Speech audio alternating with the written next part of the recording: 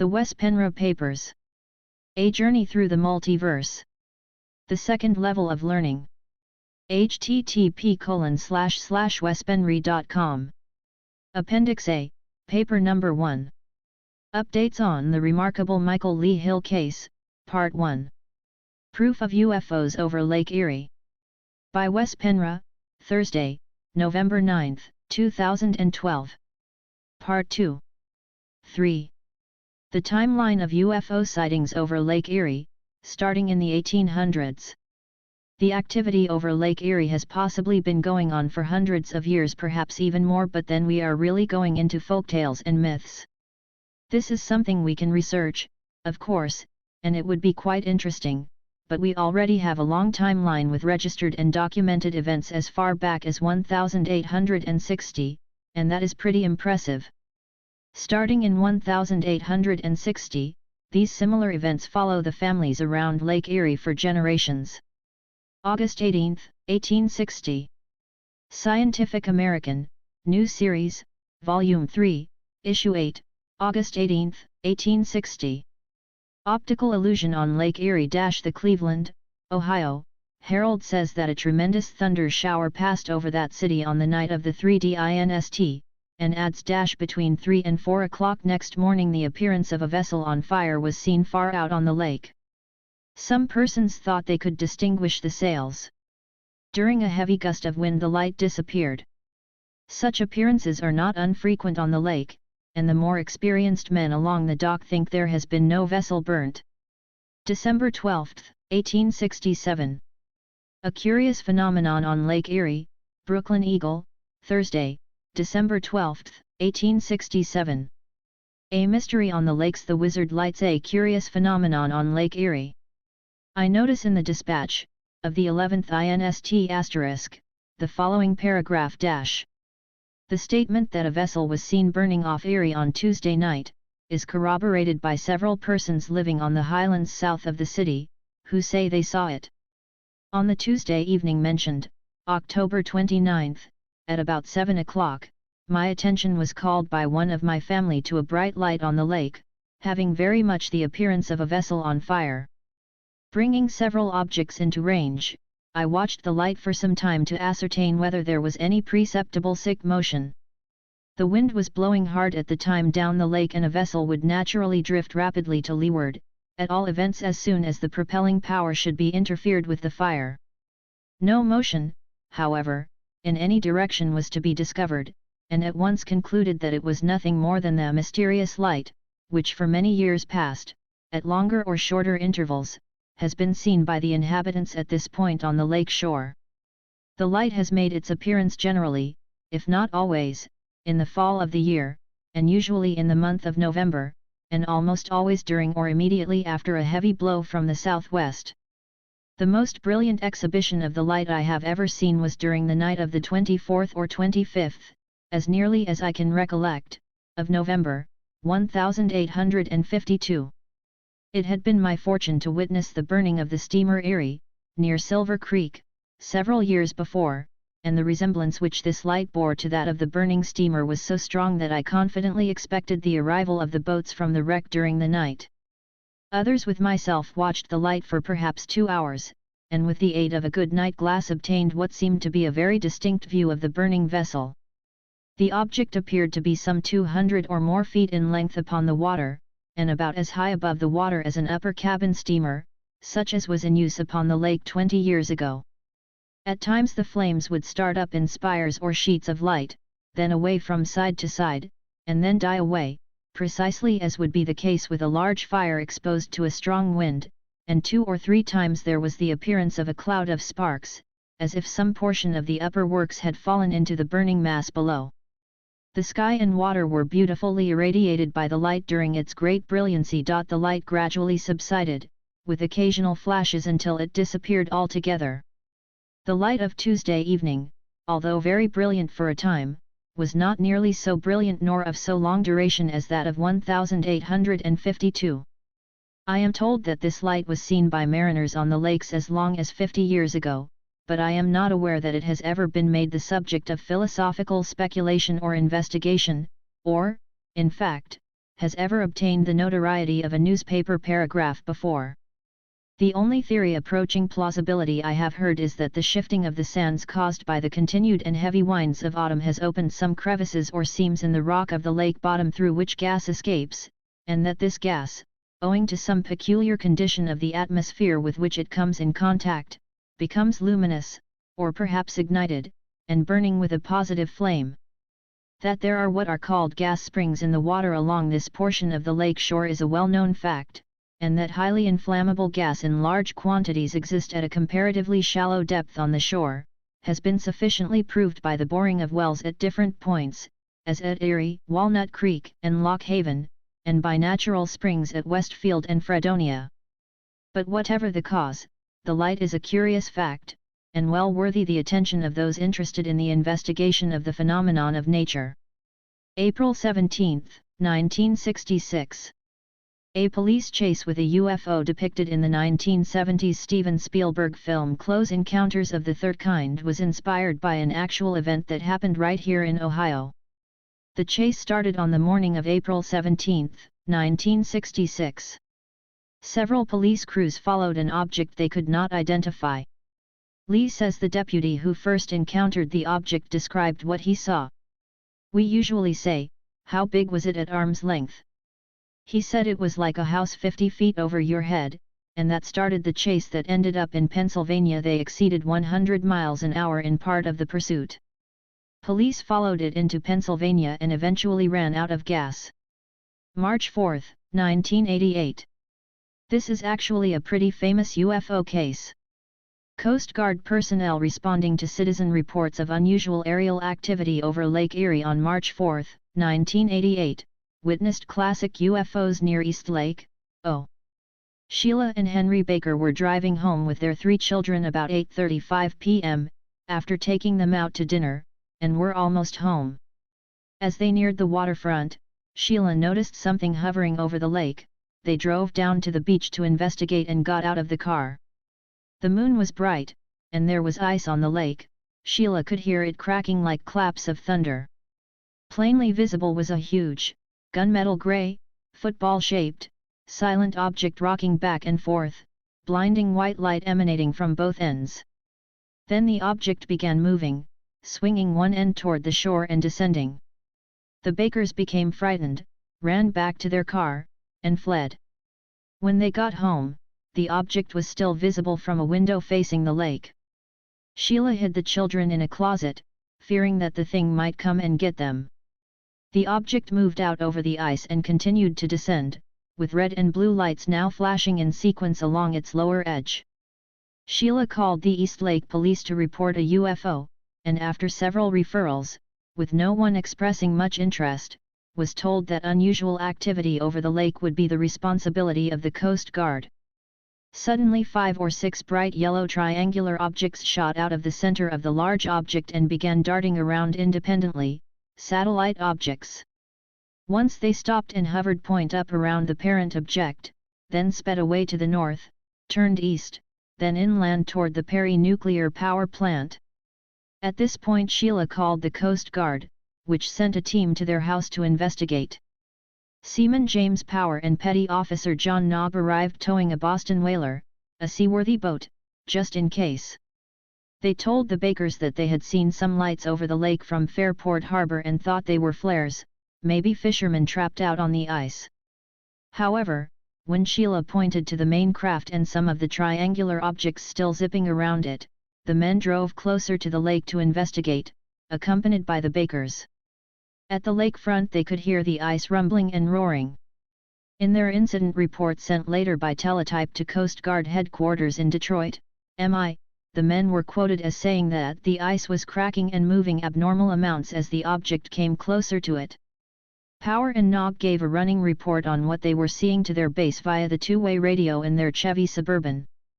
The window was down, and the Bakers overheard them saying words to the effect, "Be advised, the object appears to be landing on the lake. There are other objects moving around it.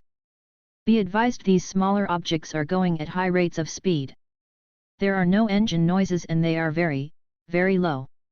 Abruptly one of the triangles zoomed straight toward the Coast Guard vehicle, a blur of light, then veered east, straight up, and came down beside the parent object. 2 witnesses in separate locations also reported seeing the triangles. Cindy Hale was walking her dog when she noticed a triangular object hovering overhead, and her dog began to whine and cower, animal reactions. She took the dog indoors and came back out to watch. The triangle flashed a series of multicolored lights, then accelerated and was gone without making a sound, hover acceleration. Tim Keck was using his astronomical telescope when one of the triangles caught his eye. He had a cheap throwaway camera with him and snapped a picture of the object before it flew away over the horizon. The photograph was analyzed by optical physicist Bruce Maccabee, who considered it to be illegitimate. The actual Coast Guard report from East Lake 1988 UFO sighting. Of course, the first thing that hits us is how far back the sightings are recorded by the media, but the most remarkable sighting in the timeline above is the last one from 1988, with the Coast Guard report.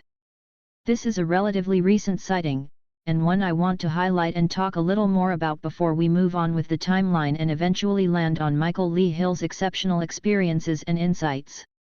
Although flying saucer-shaped solid craft supposedly have been sighted as well over the lake, the most common UFO shape that has been witnessed is that of one or several orbs, figure A7.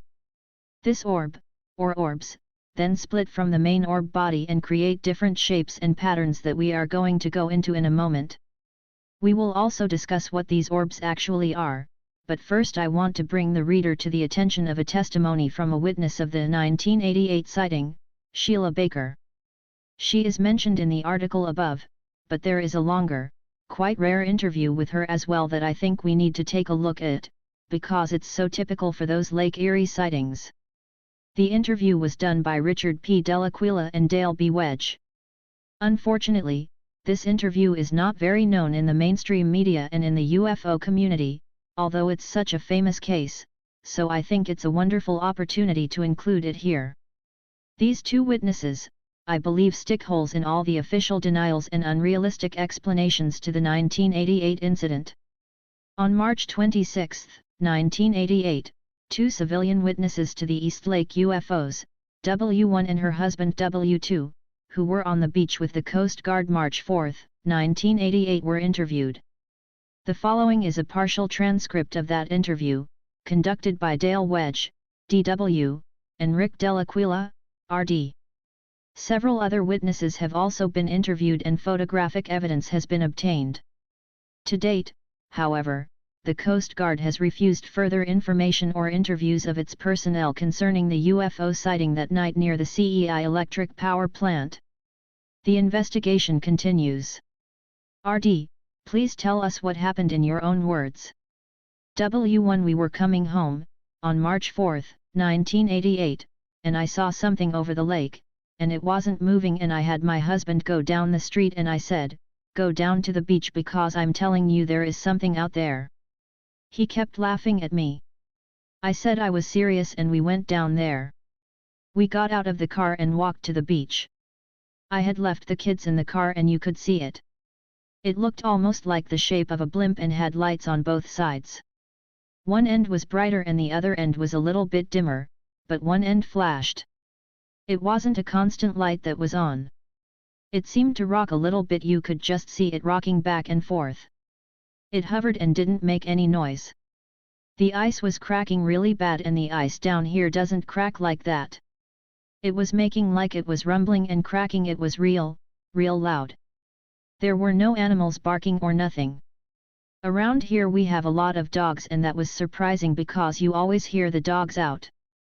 There were no animals, just the real loud noise out of the lake. We were standing on the beach and my husband and I were looking at this thing. It started to turn and I thought, you know how you get really eerie feelings? I said to myself, there is something up there. You could see it was a ship or something because you could see there was a grey line like a football kind of thing in the middle, but you couldn't really see it. You could just see it was there. Do you understand what I'm saying? RD, we are going to ask you to draw a sketch in a while. W1 You could see the whole thing, but not real well. You could see there was a middle to it. We stayed and we watched it for a while, Interview interrupted by phone call. DWOK, we are back on. We had a phone call interruption. W1, okay, we sat down at the beach and while we were watching this I had the kids in the car and I was getting kind of weirded out, you know, because you hear about these things, but you never really believe it until you see them. It started to turn toward us. It was coming in closer to land and because my kids were in the car, I didn't want to stay down at the beach, because you never know what's going to happen or if it was going to come down to get us or whatever. RD, in other words, you were concerned for your safety? W1, yet, because it was coming closer to us. You could see, it seemed like it knew we were there. We were the only ones down there at the time and I was getting really nervous. I told my husband, you know, we've got 2 kids in the car. Let's get them home and safe so we don't have to worry about anything. He said okay, so we got the kids back to the house and I put them in their room and I locked the door because I had a real eerie feeling, you know, after we left there. We were down there a while looking at it and we came home to watch it from our living room. RD, when you say we dash, who else was there with you? W1, my husband and my kids. So I was looking at it from here and I said to my husband, well, maybe I'm nuts, I don't know, but let's call Sue, who lives across the street, and see if she sees the same thing that we do. So I did, I called her and her son went outside and they saw the same thing and we kept hearing this noise at the lake and that really scared us because, like I said, the lake doesn't make noises like that. We watched it most of the evening and when it started to come down, we all got real curious and we all went back down. Sue drove down to the beach and she saw it with her son and her husband thinks she's totally cracked up. Laughter. But they all did. Everybody thinks, you know, we didn't see what we did. So now we get down there and the thing's starting to land. You see old see like red and blue lights and they said they were planets and gases and nonsense like that, but they were actual lights starting to flutter. But before this, while it was still in the sky, there were like little triangle planes, we counted about 5, we weren't sure if there were 5 or 6, but we counted 5 of them that were running back and forth. They were going up and down, like hovering. They didn't make any noise, but they were going really fast across the sky and by this time the Coast Guard was down there. I had called the Coast Guard, I would say at least 12 times and they kept telling me, well, you're crazy and nothing's wrong. Phone call interruption. DW, pause for phone call. DW, okay, we're back on. W1, so now what had happened was these planes were looked like they had come out of it, because they came out of nowhere. We saw them come out, I don't know if it was on the side or on the front of it, but you could tell they see me out of it because they were real little. They looked like little yellow triangles. They were real bright and went super fast. They went up and down like this, instead of, you know how a plane goes this way? Well, they were going up and down and like diagonally at it and they were hovering around it and then they started shooting out toward the lake and this time the Coast Guard saw all this because that's when they sent their people out when these little planes started appearing. And when they got down here, they saw these things and they were coming real close to the coastline. That's when these kids were getting scared. RD, when you say kids, do you mean Coast Guard personnel? W1, yeah, they were young boys. They were real scared and we got really scared because we were right down on the beach there and we figured the coastline that would be it. We were afraid they would attack their truck, because their truck had lights on it. So WE told them, turn off your lights. Because the more they kept coming closer and closer to the lights of the truck, because the truck was parked on the hill. There's like a little hill over there. They could see the lights, because they seemed to be coming at the lights. And so we had them shut their lights off because we were scared. You never know what was going to go on. We didn't know what was in these ships or planes or whatever they were because we couldn't tell, but I've never seen a yellow triangle fly around the sky. RD, it was yellow? W1, yet. Bright, real bright. It looked like a light. That's what it looked like. It looked like a bright light. You know how a car light you'd have? It looked just like that, but it glowed. It was yellow. RD, was there any portion of it that was brighter than any other portion of it? W1, no. It was all real bright. RD, just one solid, bright light? W1, yet, little bright triangles. You know, like the little glider models you get for your kids? They're in triangles. You make paper airplanes, like that shape? That's exactly what they were, and they were solid. They weren't, it didn't have wings or anything else. RD, was it even-sided? All three sides of equal length? W1, no, it was more pointed like that, gesturing. RD, okay. W1, it was exactly like that, forming triangle with her fingers. The front was more pointy. How's that? I flunked geometry, by the way. RD, okay. W1, but it was more pointy, almost like the tip of an arrow. RD, okay, so in other words, the two sides were longer. W1, were longer than the base. I was wondering why you were laughing at me. RD, we're not laughing at you. DW, no. We're not. Wedge and Dell'Aquila had reacted to the fact that the triangular objects described by W1 were identical to those described by other independent witnesses that night and identical to the bright yellow triangular object one witness photographed. W1, okay. They were all solid bright light. There was no part of it that was darker than others. We saw it real close down at the shoreline. But when they started coming at this thing and they went back into it, too, we thought maybe it disappeared over the lake.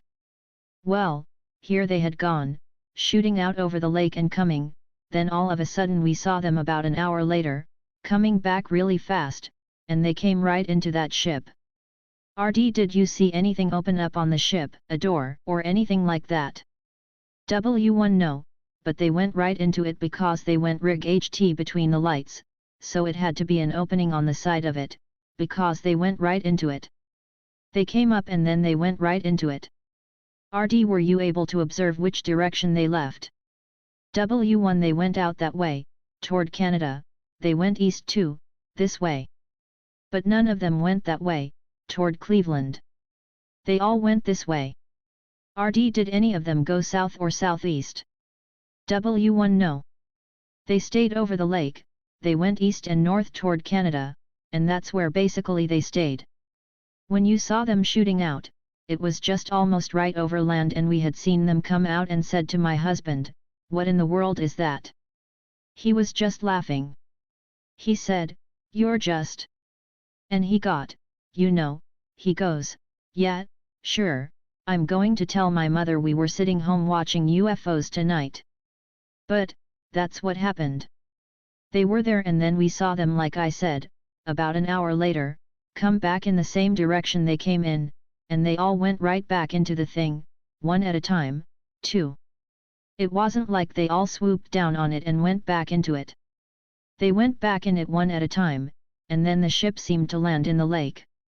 It was about maybe an hour difference, an hour lapse. The ship started setting down on Lake Erie. That's when all these colored lights started coming on when it set down.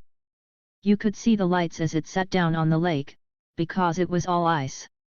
As soon as it landed, about 5 minutes later after it landed, you could still see it, the red and the yellow lights and the blue lights, running around the bottom on the lake, because it was a clear night, it was beautiful. Then as soon as all the lights went out on it, the lake stopped cracking. Everything got dead silent. There wasn't animals, nothing. Everything got totally quiet. That was it. DW, can you give us a time, approximate time? RD, when did you first see it? W1, about 6. I think it was about 6. My husband said it was later, but I don't think so, because it was just getting dark. DW, it doesn't get dark until about 6:30. W1, okay, then maybe it was a little later, about 6:30 or 7 p.m. It wasn't exactly dark, but it wasn't light out.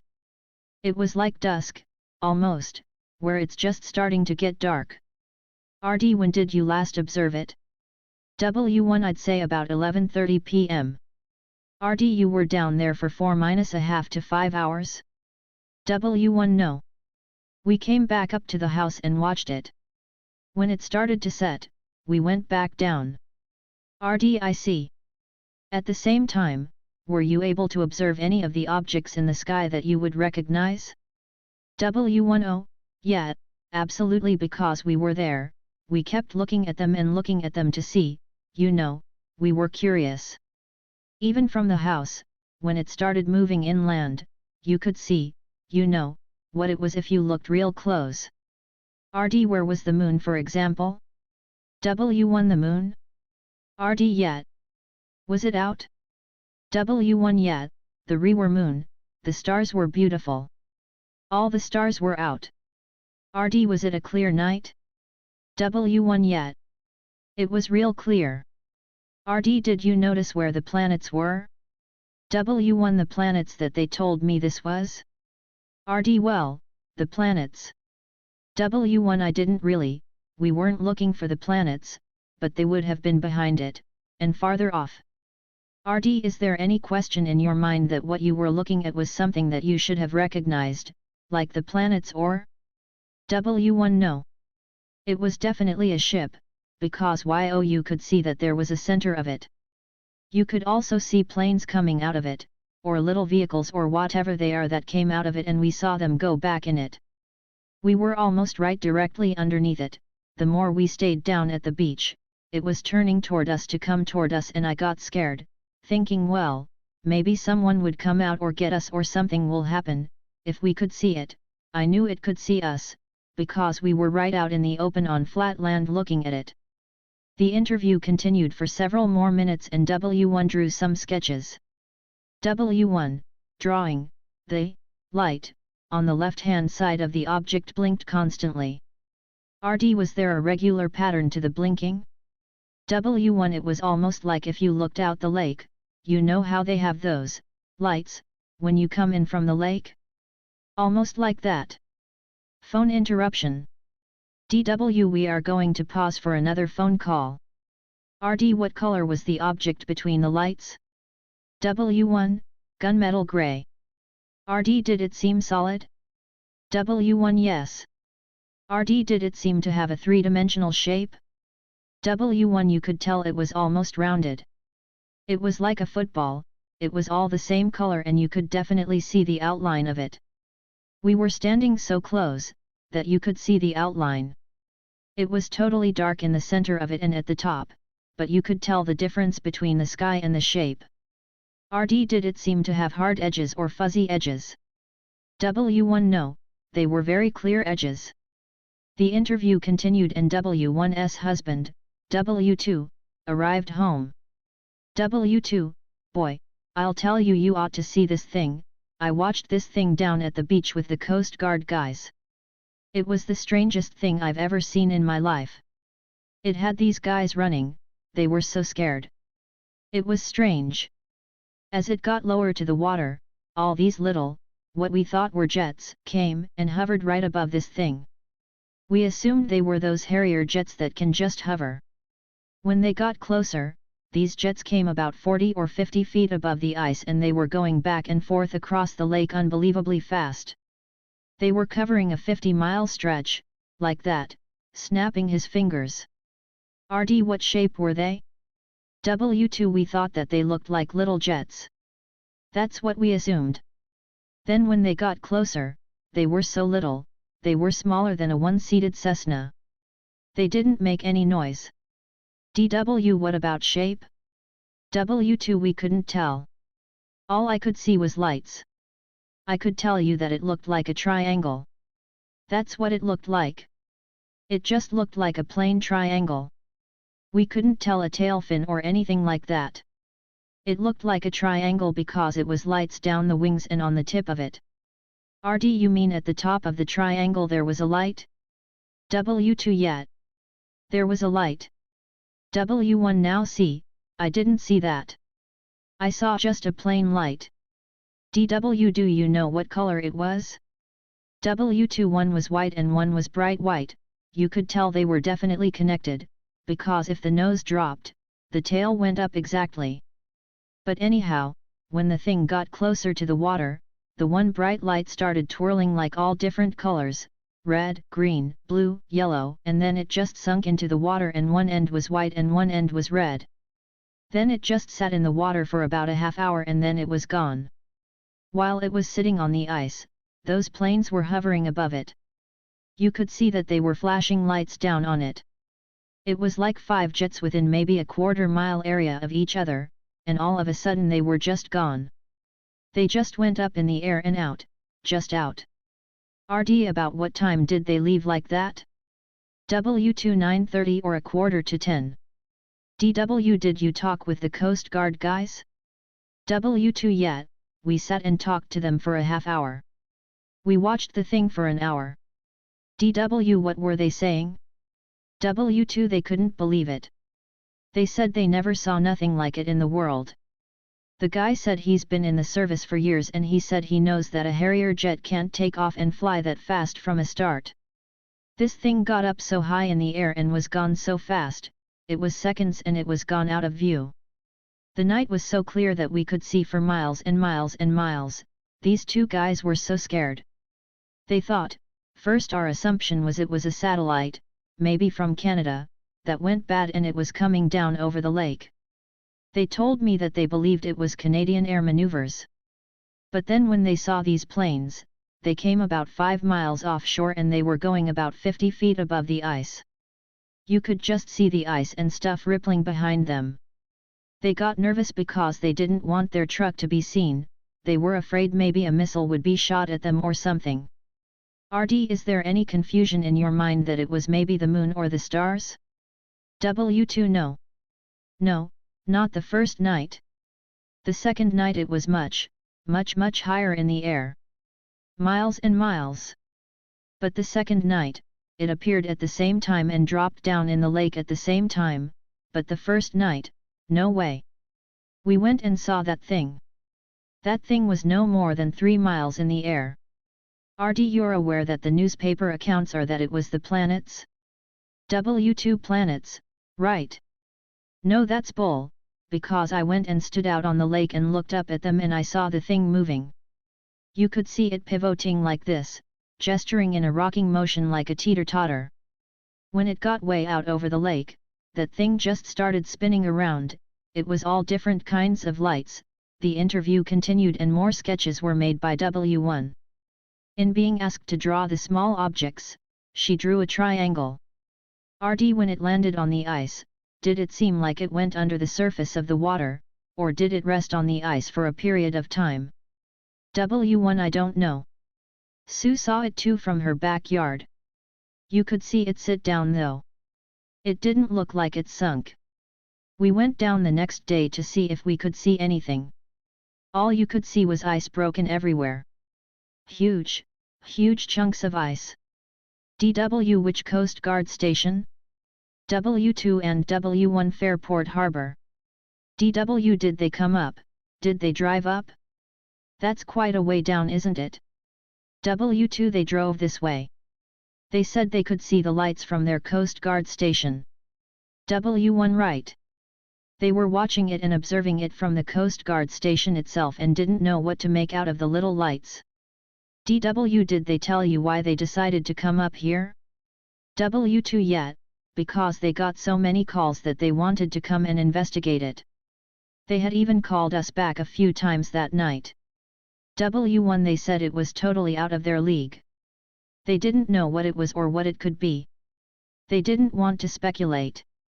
They also said to us, even on the next day, that the Army and I guess, NASA did not want them to investigate any further. They did not want them to go out on the ice, because they have a cutter. They could have gone out to see where it landed, because their men made a report too. Somewhere along the line, and they could not get an answer from NASA, they couldn't get an answer from anybody. And they were told not to do anything about it, that it was out of their league. It was. RD, they were told it was out of their league? W1, ahoy. RD, that's a quote? W1, yes. It was out of their league and out of their hands. That's exactly what they told us. I talked to a person in command there, and he got on the phone with me, and that's exactly what he told me also. That they had to forward all their information to Wright-Patterson Air Force Base in a place in Detroit, which I don't know where in Detroit they were going to send something, but they said they were not allowed to investigate it any further, that's what they were told, and to stay out of it. I wrote down their names because I was so upset that they called the police on me. DW, did they ever tell you not to talk about it? W1, they told me that it was just more or less, that it was out of their league and no one would, more or less, believe me, and I think that's what they were getting at when they talked to me. I mean, they sent the police to my house, and that was more a harassment than anything else. You could tell they didn't want to talk about it either, because I called them back the next day and they were real snotty to me on the phone. Investigation forms were then completed, and the photograph taken on the same night in a location several miles to the southeast was shown to the witnesses. They confirmed that the triangular object shown in the photograph was identical to the triangular objects they had observed on the same night. Clearly, these witnesses, the Coast Guard, other independent witnesses who have been interviewed, and the photographic evidence all confirm that the Venus/Jupiter hypothesis offered by the skeptical experts as the ultimate solution to this case has no merit or validity. The responses of these experts are invited. Rick Dell'Aquila and Dale Wedge. Shortly after this interview was done, Rick Dell'Aquila posted an update to the 1988 incident. Update to NE. Ohio UFO flap, on Saturday, April 2, 1988 at about 3:15 p.m., Eastern Time. Flat black helicopter was reported to fly at treetop level over the NE. Ohio, home of one of the witnesses whose prior sighting has been filed with MUFON by Dale B. Wedge and D. Rick Dell'Aquila, and recounted on Paranet, CLAKERIN.UFO. The helicopter was observed by at T5 individuals from 3 separate residences in the neighborhood, and was in sight for 2 to 3 minutes. The unmarked and unlit helicopter had a military appearance as it approached slowly from the west, making a loud sound peculiarly similar to that made by a small airplane rather than a helicopter. The apparently windowless craft was observed to fly eastward, before turning to the south and disappearing over the line of trees. It apparently caused snow on a television screen. The investigation of the continuing series of UFO events in this area continues, and updates will be provided to MUFON and Paranet as they become available. Rick Dell'Aquila. Now, let's keep the whole 1988 Lake Erie UFO sighting in mind as we move forward on our timeline up to present day. The above incident is very similar to Michael's own experiences, as we shall see. But first, the recording is being prepared by the Cleveland Air Route Traffic Control Center. The subject concerns a UFO report involving Air Shuttle 5959 and Masala 3179 on February 28, 1996. I hereby certify the following is a true recording of original recorded transmissions pertaining to the subject UFO report. Hey, Cleveland Air Shuttle 5959, we see traffic out there 12 to 1 o'clock lower altitude. Do you have one radar? Air Shuttle 5959, that's a negative, sir. I don't have anything out in front of you at 12 to 1 o'clock.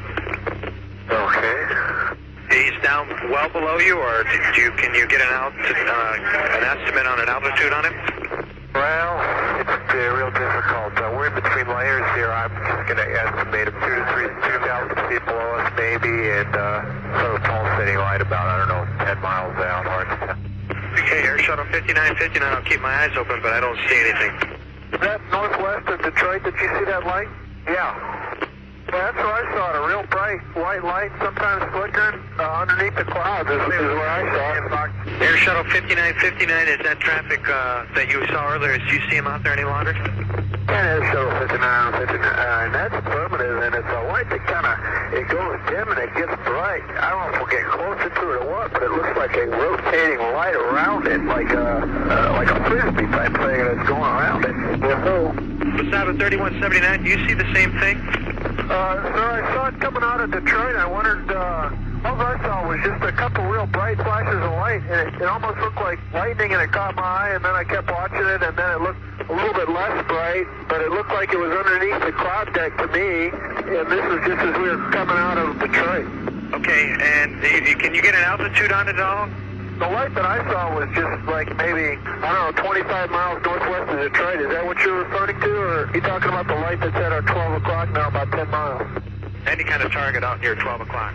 Oh, we got some kind of white light out there at 12 o'clock, and the captain says it's pulsating. Kilometer 261. It's like oncoming traffic, but it's just sitting about the same place that it's been the whole, here for about 10 or 15 minutes we've been watching it. Yeah, the Air Shuttle 59, it looks like it's almost over Saginaw from our position. Okay, Air Shuttle 5959, contact Saginaw, approach control 126.45. I appreciate the information. 3179, that target looks like it's below us, so I would guesstimate maybe 10,000 feet.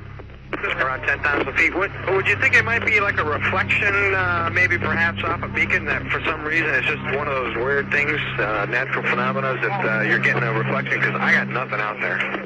I don't know. I mean, we can see a clear, relatively solid cloud deck below us. And this is definitely a distinct whitish, well, they're looking a little red and greenish light sort of pulsating, and it is consonant. It's not a beacon. Hey, Cleveland, Air Shuttle 5959. Go ahead, sir. Yeah, hey, just to keep you advised, we're descending to 4,000 feet right now, and as we descended through 10,000 feet, that object is above us right now. It is not on the ground. It's about 10,000 feet. Okay, sir, we're checking on it right now. I still don't have anything out in front of you at all that I'm showing it. I appreciate you coming back to the frequency and let me know. I'll keep you advised. I tell you what, that is weird. If you're sitting there pulsating. Wasaba 3179, where is it relative to you right now? 12 o'clock, sir. I'm trying to do a little investigating as to what this might be, and if you would keep me advised on this. Okay, sir, I'm going to blink my light setup and see if I can get any reaction out. And 3179, was the other guy that saw that light, was he headed southeast bound, or was he headed the same direction we're going? Well, he was inbound to Saginaw, and actually, when I sent him over to Saginaw, I expected that would be the last I heard from him. He came back up on the frequency and advised me that his clearance was down to 4,000 now, and that he said what he saw was still up above him, and was like a red, he said it was a red and green light that was pulsing and like rotating. And he said he'd keep me advised and give us a report once you got into Saginaw. You don't have a camera on board, do you? We could probably get one from a passenger. You want us to ask? Yeah, that'd be kind of interesting to have a couple pictures. I think it might make our case a little better. Okay. 3179, we got a passenger taking a picture of it right now. And, we got a flight attendant who says that they might have saw the same thing the other night. Wasaba 3179, I copy that. Wasaba 3179, when you flashed your lights, did you get any response? Didn't appear to, sir. Okay. Okay, Wasaba 3179, I'm going to send you over to Minneapolis now, sir. Is it still out here 12 o'clock? Negative, sir. It's at about our 2 o'clock now. We made a turn. Okay, so it's off your right side about 2 o'clock. I'd sure be interested to see those pictures. Can I get you an address that you might be able to send a copy if you guys get the copy of them? Yeah, sure, we can do that. And actually, we made a right turn, and he's off about 10 to 11 o'clock. Okay, so he's off your left side. Okay. Okay, 32.9. We'll see. I wonder if those pictures will show anything. Cleveland, Wasaba 3179. Wasaba 3179, go ahead. Just for your information, I took the picture as captain on the left side, and also tried to take some of the stars above. So the lowest light on those pictures, that only single light at the bottom of the picture should be what you're looking at. And you might be able to get a position with the star if you want to go that far. Okay, great. That's a good idea. I appreciate that. Of course, it has to be the picture of Calmad. There was an systematic camera. Good night, sir. Good night.